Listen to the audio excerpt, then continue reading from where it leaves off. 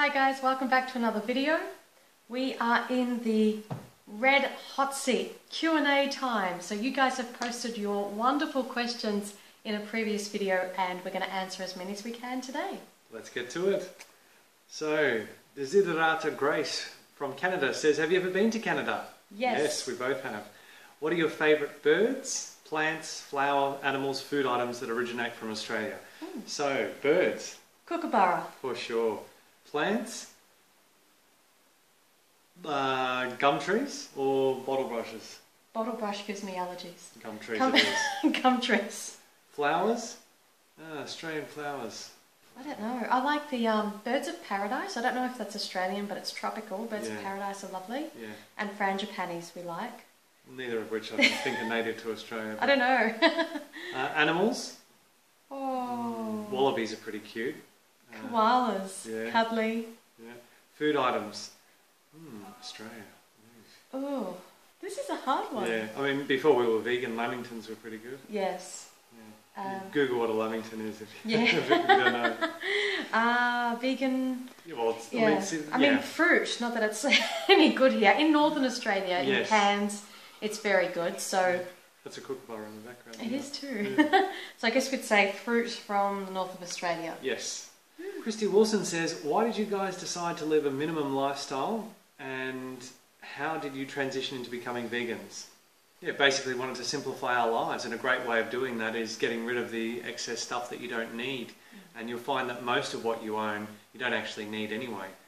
Yeah, we have a video on minimalism, of our journey towards minimalism, and we're going to link that up here so you can have a look at that, and that's got a lot more detail. I think the very first thing we said, we were traveling for a year and we wanted to be self-contained and wanted to have everything on our backs. We wanted to live like snails. So that whole idea of having everything you need in a backpack, because we had a house with 3 bedrooms full of stuff, so to go from all of that down to just your backpack was really something. And then over the years we started to cut down further and further and sell a lot of our items, and as you guys have seen in our latest videos, everything we now own is in our cart. So it's just, we felt heavy.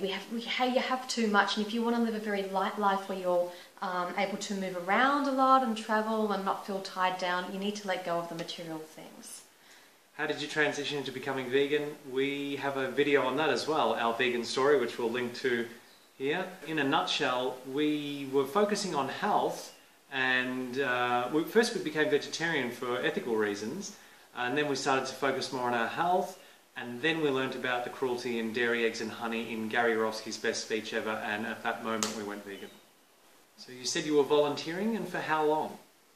So we volunteered in Thailand at an organisation called the Father Ray Foundation, and we were there for 6 months. Would you recommend it? Yes, we would recommend it. When you're looking into volunteering, be careful which organisation you go through though, because a lot of volunteering organisations will actually charge you to volunteer. But where we went, we didn't have to pay a fee. In fact, we had food and accommodation in exchange for our full-time work. The problem with paying to be a volunteer is that you have a lot of these kids on gap years, and their parents pay this huge fee for them to go away for 6 weeks and do some volunteer work, so it looks good on their application for college, for university. And that just, it creates an industry rather than wanting to give your time and energy in exchange for food and accommodation. We felt that that was a fair exchange, and we still had to pay for our airfares to go over to Thailand. So, and a lot of people fall into the false trap that the more you pay, the better the experience you'll get, when that's not actually true at all. Sometimes the more you pay, the less you actually end up doing in terms of, you know, interaction with perhaps the local community that you've been placed in. Yeah, we've heard some people say that they've had volunteer experiences and they haven't done much. It became like a little holiday, and that's not what they went there for. So do be cautious when you're looking into this, but yes, we would absolutely encourage volunteer work. It was fantastic because it just opens you up to giving, to being of service to others who are in need. We worked with young disabled adults, blind children, street kids, people... Children from the local slum areas. Yeah. So it was an amazing experience. It really opened our eyes and our hearts, and it changed us a lot. It gave us a lot of perspective. A lot of the people that we were working with had no arms or legs, and to see them just try and function, get through the day, go to the toilet. We would take some of them swimming, and I remember I had to dress one girl that was in a wheelchair, and you know, I had to do her bra up because her fingers were all crippled and she couldn't do her bra up. And that was just such a humbling experience for me, and the trust that these people had in us as volunteers, like their lives and their bodies were in your hands, and that really gives you a lot of perspective. You stop complaining so much about your physical body and, oh, I'm too short, I'm too fat, I'm too tall.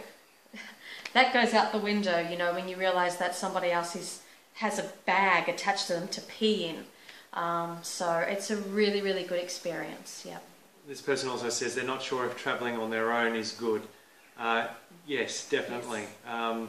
We've done it predominantly together, if not exclusively together. I've never together. travelled on my own, no. No. So. However, we've met hundreds and if not thousands of people in our travels who have travelled on their own, and I think it's a great way to explore the world and meet new people. Yeah, and I think we always say that Thailand is such a safe and easy place to travel in. It's a great first time travelling experience on your own.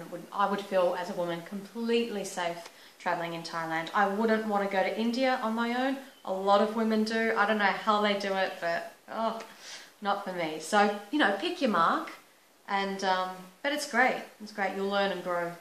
So I hope you guys have enjoyed this Q&A. We're going to answer more of your questions in our next video. We've got quite a list here. We're going to work our way through. So thank you for asking your questions. And we'll see you next video. Bye for now.